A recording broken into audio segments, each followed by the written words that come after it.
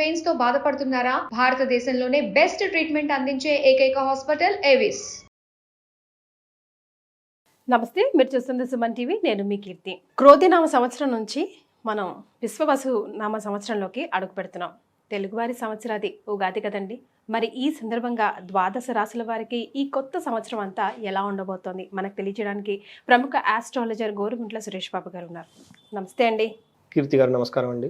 So మీరు వెలువరిచే రాశి ఫలాల గురించి తెలుసుకోవాలని చాలా మంది ప్రేక్షకులే వెయిట్ చేస్తున్నారండి. ముఖ్యంగా క్రోధినామ సంవత్సరానికి ఇక బాయ్ బాయ్ చెప్పేసి విశ్వవసు నామ సంవత్సరానికి పేరులోనే విజయం ఉంది కదా, అందరికీ బాగుంటుందేమో అనిపిస్తుంది. ఏమంటారండి? సో కీర్తి గారు చాలా సంతోషం అండి.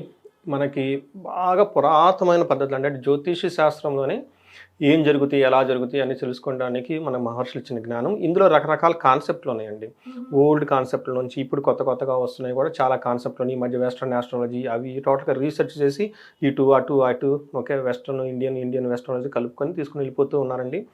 లేటెస్ట్ జనరేషన్ ఆస్ట్రాలజీ కూడా కొత్త కాన్సెప్ట్లన్నీ తీసుకొచ్చారండి. అంటే ఒక ఈవెంట్ అవుతుందా లేదా అని ప్రిడిక్ట్ చేసి అవ్వడానికి. అయితే ఈ రాశి ఫలాలు, మనం యుగాది రాశి ఫలాలు ఈ కాన్సెప్ట్ అనేది చాలా ఓల్డ్, ఎప్పటి నుంచో ఉన్న ప్రాక్టీస్ అండి. మనకి ఈ జ్యోతిష్కుల యొక్క అభిప్రాయం ప్రకారం ఏంటంటే అత్యంత ప్రాచీనమైన పద్ధతి ఉగాది రాశి ఫలాలు చెప్పడం. ఎంత ప్రాచీనం అంటే అసలు ప్రామాణికమే లేదండి. అసలు అంతా చాలా ట్రెడిషనల్గా ఎప్పటి నుంచో నాకు తెలిసి ఇంకా కృతాయుగం దాని గురించి ఏదైనా యుగం అంటే అప్పటి నుంచి ఉన్నదే మనకు ఐడియా లేదు కానీ అప్పటి నుంచి ఉన్నది అని చెప్పుకోవాలి. ఇది యాక్చువల్గా మన తెలుగు ఆఫ్కోర్స్ కర్ణాటకలో కూడా చాలా బాగా చేస్తారు. ఆంధ్రాలో కంటే కూడా కర్ణాటకలో చాలా బాగా చేస్తారు. సేమ్ పంచాంగం కూడా ఉంటుంది. మనకి కేరళలో కొన్ని పాటలు ఇలా చేస్తారు. కానీ ఇది సిస్టమ్ ఇంతకు ముందు వన్స్ అపాన్ ఎ టైమ్ మొత్తం ఇండియా మొత్తం ఇదే సిస్టమ్ని ఫాలో అయ్యేవాళ్ళు. అయితే కాలక్రమేణా అక్కడక్కడ వాళ్ళు రావడం వల్ల బట్ ఇప్పుడు ఈ టైంలో ఉగాది అనేది స్టిల్ మనం కన్సిడరేషన్ చేసుకుంటూ వస్తూ ఉన్నామండి.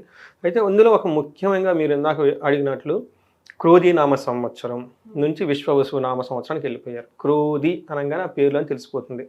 క్రోధి అంటే కోపం, యాంగ్రీ, ఒకళ్ళ మీద ఒకళ్ళ కోపం. మీరు లాస్ట్ ఇయర్ చూసారనుకోండి, ఒక కంట్రీకి ఒక కంట్రీకి యుద్ధాలు కదండి. ఆ తర్వాత లాస్ట్లో కూడాను మనకి అగ్ని ప్రమాదాలు, పెద్ద అగ్ని ప్రమాదాలు, ప్రకృతికి కోపం, తర్వాత భూకంపాలు, తర్వాత వచ్చేటప్పటికి మనకి సైక్లిన్స్ కూడా చాలా ఎక్కువ వచ్చేసినాయి.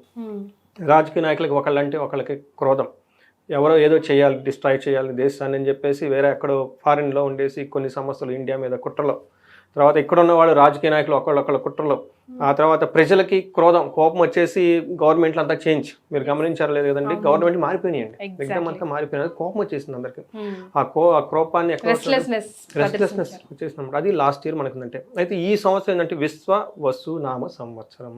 మీరు అడిగినట్టు దానికి ముందు శ్రీ కూడా ఉంది. శ్రీ విశ్వవసు. శ్రీ అనంగానే మనకి లక్ష్మీదేవి అండి, పేరుతోనే లక్ష్మీదేవి అనేసి. దీని మీనింగ్ ఏమిటంటే విశ్వం అంటే యూనివర్స్. ఓకే, వసు అంటే 2-3 రకాల అర్థాలు ఉన్నాయండి సంస్కృతంలో. ఒక మీనింగ్ ఇక్కడ సందర్భం ఏంటంటే ధనం. ఈ క్రోధినామ శ్రీ విశ్వవసు నామ సంవత్సరంలో ప్రతి ఒక్కళ్ళు సంపదల మీద దృష్టి పెడతారు. ఓకే, ఐశ్వర్యం మీద దృష్టి పెడతారు. ఇప్పటిదాకా అరుచుకున్నాము, అయిపోయింది. ఓకే, అయిపోయింది. ఇక ముందు మనం ఫోకస్ అభివృద్ధి మీద పెట్టుకుందాం అన్న ఒక థాట్ వచ్చేస్తుంది. గతం కరెక్ట్గా చెప్పారండి. అందుకని చెప్పేసి విశ్వం, మన పెద్దవాళ్ళు గొడవ అయిపోయిన తర్వాత మన పెద్దవాళ్ళు ఏం చెప్తారు, ఇప్పటిదాకా అరుచుకున్నాము, మనం అంతా అయిపోయింది, మనం అంతా ఒకటి బాయ్ షేక్ హ్యాండ్ ఇచ్చేసుకొని కాంప్రమైజ్ చేసుకుని వెళ్ళిపోతారు. ఇలాంటి సిచ్యువేషన్ అండి. ఏం చెప్తారంటే విశ్వం వసు అంటే మనం ఇంత పెద్ద యూనివర్స్లో ఉన్నాము, మనం అంతా ఒక్కటి అనే దానికి ఒక సింబాలిక్ ఇస్తుంది. అవునండి. తర్వాత ఏం చెప్తారంటే వసు అంటే సంపద. ఓకే, విశ్వం అంతా సంపదమయమే, మనకి ఏదో రాలేదని కోపడుకోవద్దు, ఇంకా చాలా ఉంది, అదని వదిలేసి ముందుకెళ్ళిపోండి అన్న ఒక కాన్సెప్ట్ ఉంటుంది. విశ్వ అంటే ఇంకొక మీనింగ్ కూడా ఉంది. వసు అంటే అందమైన అమ్మాయి, యంగ్ గర్ల్ అని కూడా చెప్తూ ఉంటారు అన్నమాట. ప్రపంచం అంతా బ్యూటిఫుల్గా ఉంది, ఎక్కడో ఏదో లేదని చెప్పేసి గొడవ పడవద్దు, అందరూ ముందుకెళ్ళాలనే ఒక సింబాలిక్తో ఈ శ్రీ విశ్వవసు నామ సంవత్సరాన్ని కాయిన్ చేసి మహర్షులు పెట్టారండి. దీని వెనక పురాణ గాథ ఏమిటంటే మనకి 60 సంవత్సరాలు ఉంటాయండి. ఈ 60 సంవత్సరానికి ఒక్కొక్క సంవత్సరానికి ఒక్కొక్క పేరు ఉంటుందండి. ఈ పేర్లు 60 నారద మహర్షి యొక్క సంతానం. ఇది చాలా మంది తెలియదండి. సో నారద మహర్షికి సంతానం ఉంటారు 60 మంది. వాళ్ళు 60 మంది చనిపోతారు. చనిపోయిన తర్వాత నారద మహర్షి ఎప్పుడు నారాయణ అని జపం చేస్తూ ఉంటాడు. నారాయణ అని జపం చేసి నీకు నాకు పుత్ర సంతానం పోయారు, శోకం ఏంటి ఇది. అప్పుడు ఆయన చెప్తారు, మీకు ఈ రోజు నుంచి వాళ్ళు మళ్ళా బతుకుతారు, ఇంకెప్పుడు చనిపోరు. వాళ్ళు 60 సంవత్సరాలుగా వాళ్ళు కాలచక్రంలో తిరుగుతూ ఒక్కొక్క సంవత్సరాన్ని వాళ్ళు జాగ్రత్తగా చూసుకుంటూ ఉంటారు సృష్టిని. ఎందుకంటే ఈ సృష్టిని కాపాడాల్సింది అంటే మనకంటే సృష్టి లయ కారణం అని చెప్తారు చూడండి.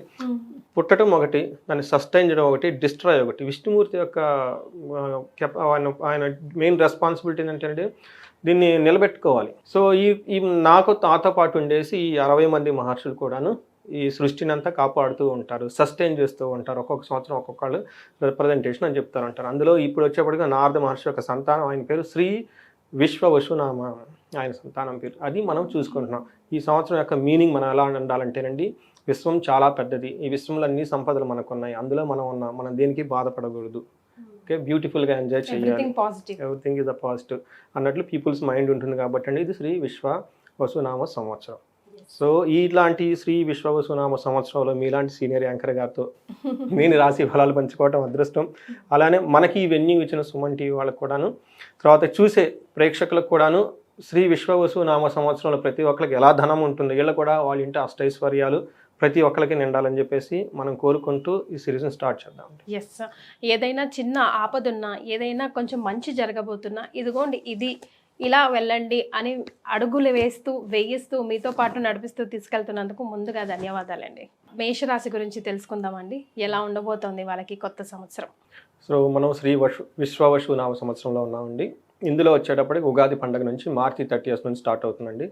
తర్వాత ఇది వచ్చేటప్పటికి మార్చి 30th 2026 వరకు టోటల్ మళ్ళీ ఉగాది పండుగ వచ్చే వరకు దీని యొక్క ఇంపాక్ట్ ఉంటుందండి. ఈ మేషరాశి వాళ్ళు చాలా అటెన్షన్ పే చేసి ఈ రాశి ఫలాలు వినడం చాలా ఇంపార్టెంట్ అండి. తర్వాత ఎందుకు అనేది మీకు ఇది ఇంటే అర్థమవుతుంది వాళ్ళకి. వీళ్ళకి మనకి మేషరాశి కనుక చూసుకుంటే అందులో ఫస్ట్ నక్షత్రం అశ్విని 1, 2, 3, 4 పాదాలు, భరణి 1, 2, 3, 4 పాదాలు, కృతిక ఫస్ట్ పాదం. పేరు బలం కనుక చూసుకుంటే ఇందులో ఎవరి పేరు అయినా సరే వాళ్ళకి ఫస్ట్ లెటర్ కనుక చూ, చే, చో, లా, లీ, లు, ఏ, లా, లో, ఆ ఈ అక్షరాలు మోరార్లెస్ ఇదే సౌండ్తో ఉన్న వాళ్ళ అక్షరాలంతా కూడా మేషరాశి వస్తారని గమనించుకోవాలండి. ఇక్కడ పేరు బలం అంటే వాళ్ళు బాగా ఎక్కువగా పిలిచేవాళ్ళు, ఎక్కువ మంది 10 మందిలో ఎక్కువ మంది వీళ్ళని బాగా ఏ పేరుతో పిలుస్తుంటారు ఆ పేరు. కొంతమంది 2-3 పేర్లు ఉంటాయి, ఇంట్లో ఒక పేరు, బయట ఒక పేరు, లేడీస్కి అయితే పుట్టింట్లో ఒక పేరు, అత్తగారింట్లో ఒక పేరు, ఇలా ఉంటాయి. ఎక్కడున్నా కానీ ఎక్కువ మంది వాళ్ళని ఏదైతే పిలుస్తుంటారో అది మాత్రమే వస్తుంది. రీసెంట్గా ఒకళ్ళు ఫోన్ చేశారు, ఏమండి నాకు మా అమ్మ వాళ్ళ ఇంట్లో ఒక పేరుతో పిలిచేవాళ్ళండి, పెళ్లి చేసుకున్నానండి, పెళ్లిలో పేర్లు కలవలేదని పేరు మార్చారండి, ఇది అత్తగారింట్లో పిలుస్తున్నారని నేను ఏది చూసుకోవాలి. Very very practical question. ఎక్కువ మంది దేని పిలుస్తారంటే మొదట్లో ఎక్కువ దాన్ని పిలిచేవాళ్ళు అండి పుట్టింటి పేరు, ఇప్పుడు రాను ఇది ఎక్కువ పిలుస్తున్నారంటే ఇది చూసుకోమని చెప్పేసాను. అందుకని పాపులర్ పేరు బాగా ఎక్కువ మంది పిలిచేది వాళ్ళు ఫస్ట్ లెటర్ మాత్రం తీసుకోవాలి, కన్ఫ్యూజన్ ఏమొద్దండి ప్రతి ఒక్కరికి. తర్వాత ఇప్పుడు మనకి మేషరాశి కనుక ఈ పేరు ఎలాగో ఈ పాయింట్ యాడ్ చేశారు కాబట్టి ఇంకొక చిన్న పాయింట్ సురేష్ గారు, అంటే ఇప్పుడు భరణి నక్షత్రంలో కొన్ని అక్షరాలు లెటర్స్ చెప్పారు కదా, కానీ నాది భరణి నక్షత్రమే అండి, బట్ నా పేరు ఆ లెటర్స్తో లేదు, మరి నాకు ఏది వర్తిస్తుంది అన్నది ఒక ప్రశ్న. ఫర్ ఎగ్జాంపుల్గా అడుగుతున్నా. సో దాన్ని ఎలా చూసుకోవాలి? నక్షత్రంతోనే చూసుకోవాలి కదా. ఫస్ట్ ప్రయారిటీ ఎప్పుడు నక్షత్రం అండి, జన్మ నక్షత్రం చాలా చాలా ఇంపార్టెంట్. అయితే జన్మ నక్షత్రం ఎవరికైతే లేదో ఈ నామ నక్షత్రం ఉంది కాబట్టి ఆ నామాన్నే మెయిన్ కన్సిడరేషన్ చేసుకోవాలి.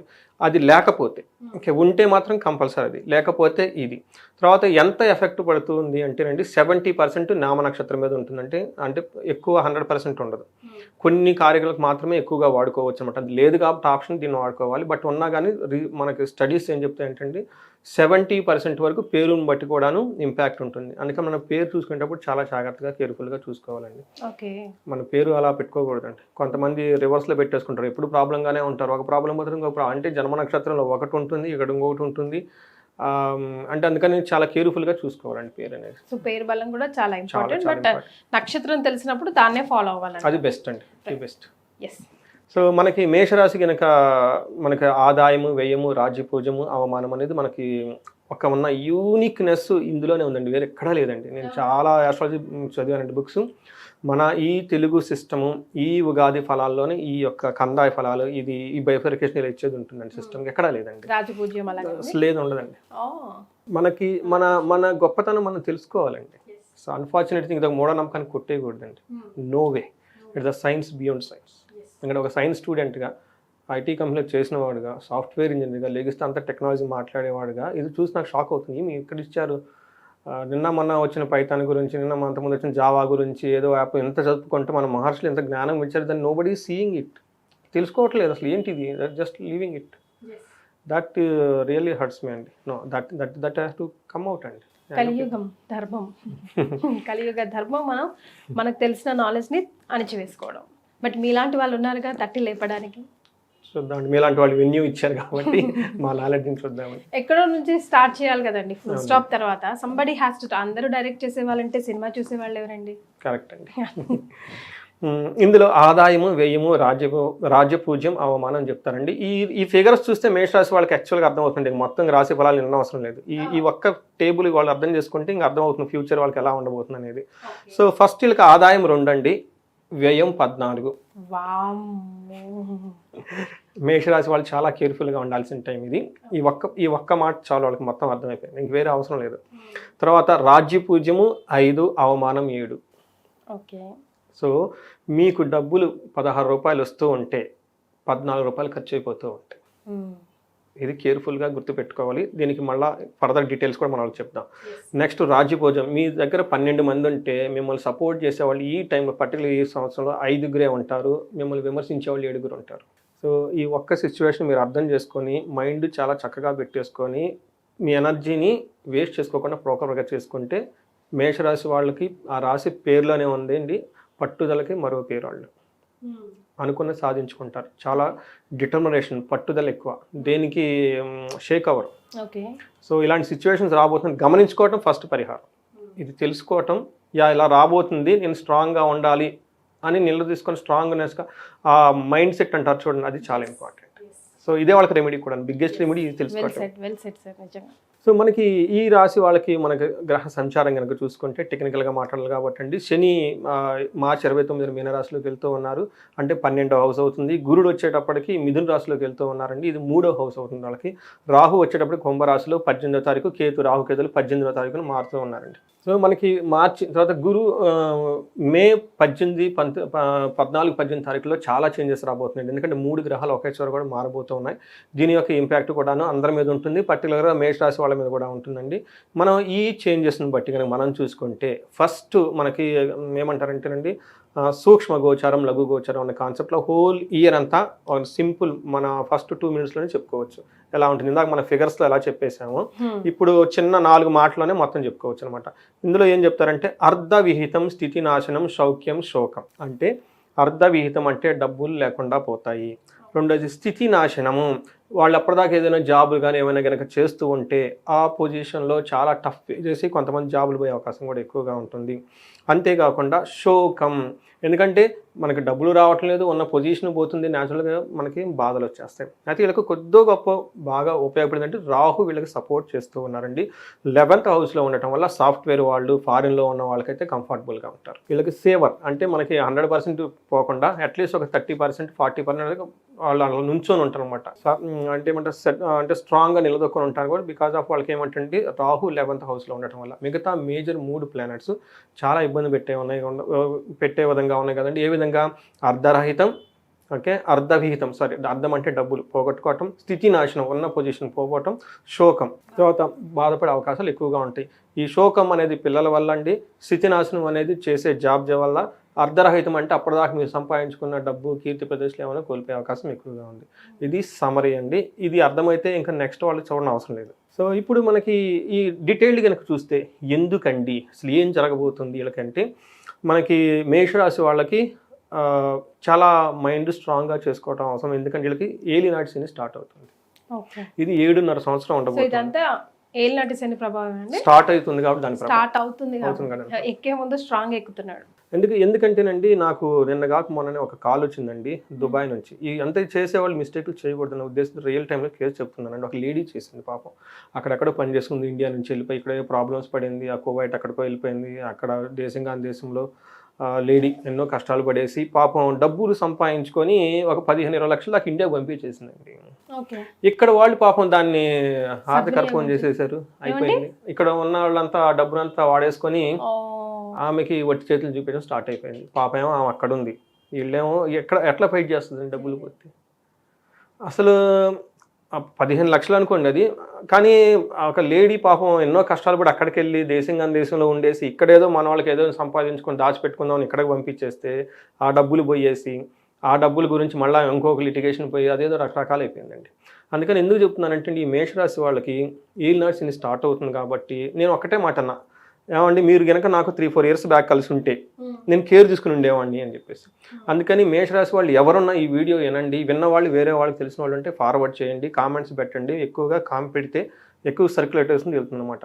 ఈ మిస్టేక్ చేయకూడదు. ఎందుకంటే పెద్ద పెద్ద బిజినెస్లు స్టార్ట్ చేయటం, కొత్త ఇన్నోవేటివ్ ప్లాన్లు చేయటం, డబ్బులు విపరీతంగా ఖర్చు పెట్టేయటం, ఓకే, ఎవరిని పడితే వాళ్ళని నమ్మటం, అలాంటి పనులు చేయకూడదు. ఈ 1 year అట్లీస్ట్ 1 year కాదండి, 7.5 years, ఫస్ట్ 5 years ఫస్ట్ స్తంభించకపోవాలి ఇంకా అంతే.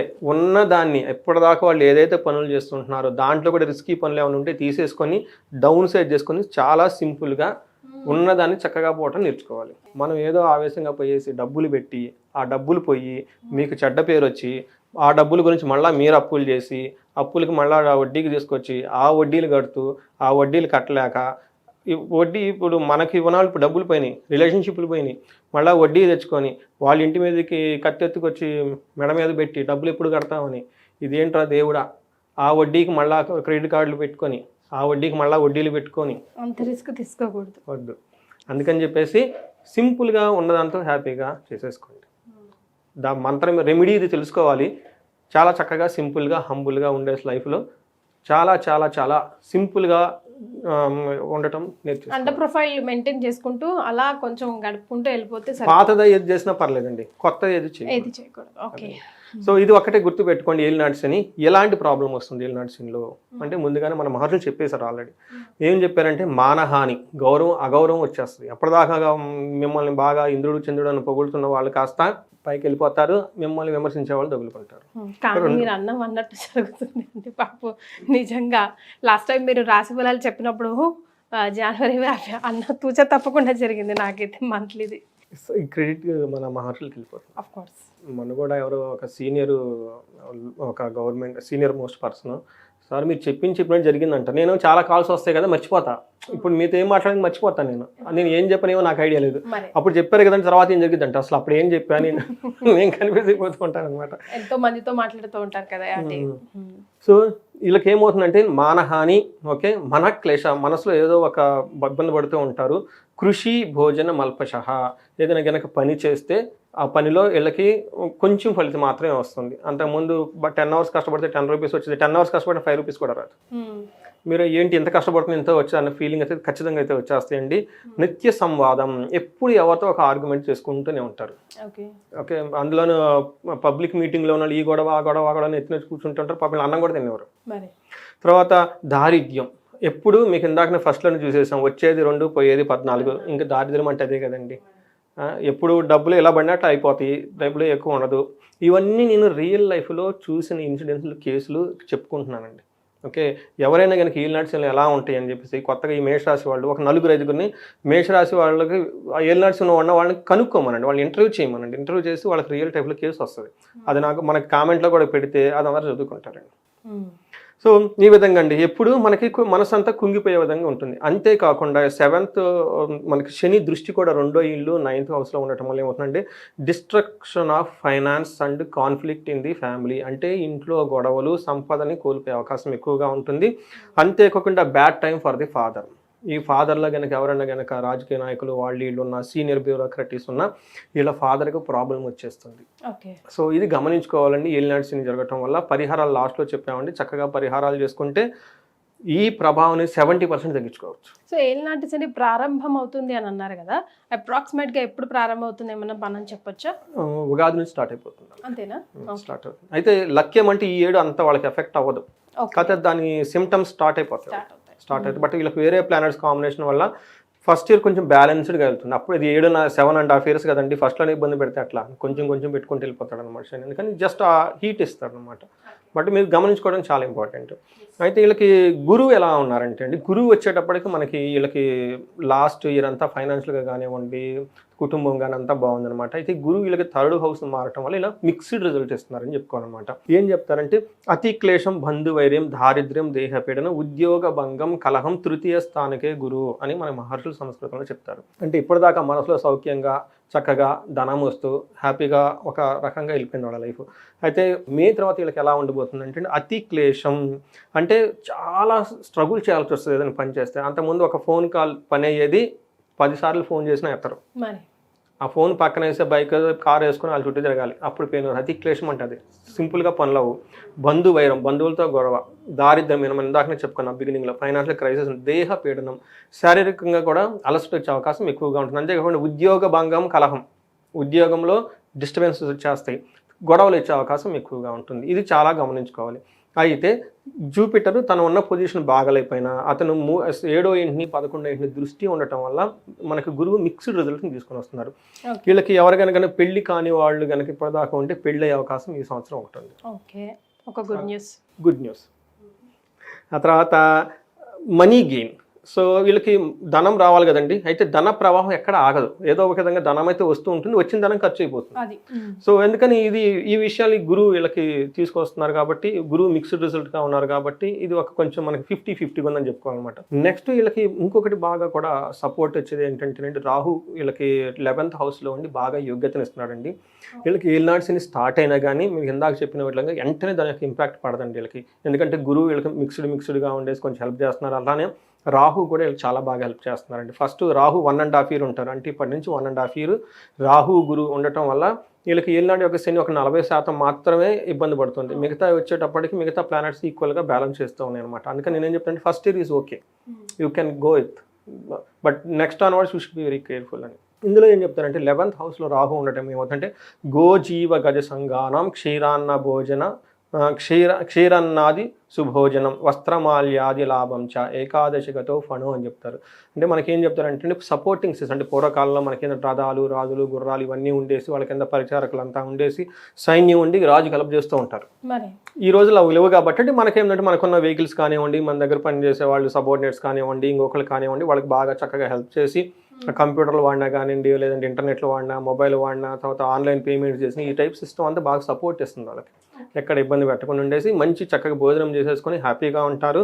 తర్వాత మంచి చక్కటి జిగిజిగేలు మంచి లాంటి డ్రెస్సులు అన్నీ వేసేసుకొని మంచి హల్చల్గా ఉండే అవకాశం చాలా ఎక్కువగా ఉంటుంది వీళ్ళకి. సో ఇది మనకి ఈ గ్రహాలు వచ్చేటప్పటికి మేష రాశి వారికి ఎలా ఉండబోతుందో మనకు తెలుస్తుంది. మరి ఒకవేళ నక్షత్రాలను బట్టి చూసుకుంటే అట్లీస్ట్ ఇంకొంచెం డీప్గా తెలుస్తుంది కదా. కరెక్ట్ అండి. నక్షత్రాల వైజ్గా చూసుకుంటే ఈ అన్ని నక్షత్రాల వాళ్ళకి యాక్చువల్గా బాగుందని చెప్పాలి ఈ సంవత్సరం. అందులో అశ్విని నక్షత్రం వాళ్ళకి ఓవరాల్గా చూసుకుంటే సంపద బాగుంటుందండి, ఐశ్వర్యవంతంగా ఉంటుంది, ధనప్రాప్తిగా ఉంటుంది. ఎవరైనా కనుక ఇప్పటిదాకా హెల్త్ కాంప్లికేషన్స్ ఫేస్ చేస్తూ ఉంటే సీరియస్గా అవి కొంచెం విముక్తి వచ్చే అవకాశం ఎక్కువగా ఉంది. భరణి నక్షత్రం వాళ్ళకి రాజ్యలాభం ఉందండి, సంపదలు వచ్చేస్తాయి, ధనప్రాప్తి ఉంది, సుఖంగా హ్యాపీగా ఉంటారు. వీళ్ళకి కూడాను హెల్త్ కాంప్లికేషన్స్ ఏమైనా ఉంటే అవి అంతే తగ్గిపోయి నార్మల్గా ఉండే అవకాశం ఎక్కువగా ఉంటుంది. కృతికా నక్షత్రం వాళ్ళకి రాజ్యం వచ్చే అవకాశం ఎక్కువగా ఉంది, సంపదలు వస్తాయి, ధనప్రాప్తి, పరవాసము. వీళ్ళు ఫారిన్ వెళ్ళే అవకాశం ఎవరైనా కనుక అనుకుంటుంటే కృతికా నక్షత్రం వాళ్ళకి చాలా అవకాశం ఎక్కువగా ఉంది. అంటే వీళ్ళు ఉన్న ప్లేస్ నుంచి శని ప్రభావం వల్ల వీళ్ళు ఏప్రిల్కి ముందు లేదు అంటే అక్టోబర్ నుంచి ఇయర్ ఎండ్ వరకు వేరే ప్లేస్లకి వెళ్ళటం, అక్కడ వర్క్ చేయటం, లేదంటే ఫారిన్ వెళ్ళాలి అనుకున్న వాళ్ళకి అనుకూలంగా ఉండే అవకాశం చాలా ఎక్కువగా ఉంది. బట్ సర్వజన పూజ్యము ధనలాభం ఎక్కువగా ఉందండి. అంటే నక్షత్రం ప్రకారం ఇండివిజువల్గా చూసుకుంటే చాలా బాగుంది. సో రాహు బాగా యోగ్యతనిస్తున్నాడు, గురువు మిక్స్డ్గా ఉన్నారు, కానీ శని విషయంలో చాలా కేర్ఫుల్గా ఉండి కొంచెం వీళ్ళు ప్లానెడ్గా ఉంటే ఈ విషయం తెలుసుకుంటే బాగుంటుందండి. రైట్. సో ఫిజికల్గా, మెంటల్గా, ఫైనాన్షియల్గా, ఎకనామికల్గా ఎలా చూసుకున్నా కొంచెం మేషరాశి వారికి కొంచెం బ్యాడ్ టైం అనే చెప్పుకోవాలి. సో మరి వాళ్ళకి ఎలాంటి పరిహారాలు సూచిస్తే ఇందులోంచి వారు సునాయాసంగా ప్రయాణం కొనసాగించవచ్చు? వీళ్ళకి ఎక్కువగా చేయాల్సిందండి ఏలినాటి శని అండి. నేను చాలామంది నాకు మెసేజ్లు చేస్తూ ఉంటారు, పరిహారాలు కూడా నేను చెప్పేస్తానండి. వేరే పరిహారాలు ఏమన్నా నాకు వాళ్ళు ఇండివిజువల్ కనెక్ట్ అని ఏ పరిహారాలు చెప్తాను నేను. అందుకని చెప్పేసి ఇందులో ఉన్నాయి ఆల్రెడీ చెప్పేస్తున్నాం కాబట్టి ఇవి చేసేసుకుంటే సరిపోతుందండి. బట్ స్టిల్ ఇండివిజువల్ జాతకం కావాలంటే మనం కనెక్ట్ అవ్వచ్చు అనమాట. ఎందుకంటే ఓన్లీ పరిహారాల గురించి చేయటం అనవసరం. చాలామంది మళ్ళా వాటిగా చేస్తూ ఉంటారు నాకు. అందుకని ఇందులో పరిహారం ఫస్ట్ శనికి మీరు పరిహారాలు చేసుకోవాలి. శనికి పరిహారం అంటే శని పిప్పలాద స్తోత్రం అని ఉంటుందండి. ఇది 5-6 లైన్లు ఉంటుందండి, చిన్న శ్లోకం. ఉదయం సాయంత్రం సూర్యోదయం సూర్యాస్తమయంలో మనస్ఫూర్తిగా కనుక దాన్ని చదువుకుంటే శని బాధల నుంచి విముక్తం వస్తేనే శని మహాత్ముడే చెప్పాడండి. రెండోది వీళ్ళకి మనకి శని త్రయోదశి అని వస్తుందండి. ఎన్నిసార్లు శని త్రయోదశి అన్నిసార్లు చక్కగా శని నవగ్రహ దగ్గర గుడికి వెళ్ళిపోయేసి శని మూర్తి ఉంటాడు కదండి, మూర్తికి కనుక తైలాభిషేకం చేయడం చాలా చాలా ఇంపార్టెంట్. తర్వాత వీళ్ళు ఈలేనని ఎక్కువసార్లు తిరుపతి శ్రీ వెంకటేశ్వర స్వామిని పాదయాత్ర ద్వారా కనుక అంటే మెట్లు మార్గంలో ఎక్కి వెళ్ళి కనుక వచ్చేస్తూ ఉంటే చాలా బాగుంటుంది. తర్వాత హనుమాన్ చాలీసా ఎక్కువగా చదువుకోవాలి, ఆంజనేయ స్వామి గుడికి ఎక్కువగా వెళ్తూ ఉండాలండి. ఇంతవరకు వీళ్ళు మ్యాక్సిమం చేసుకుంటే చాలా బాగుంటుంది.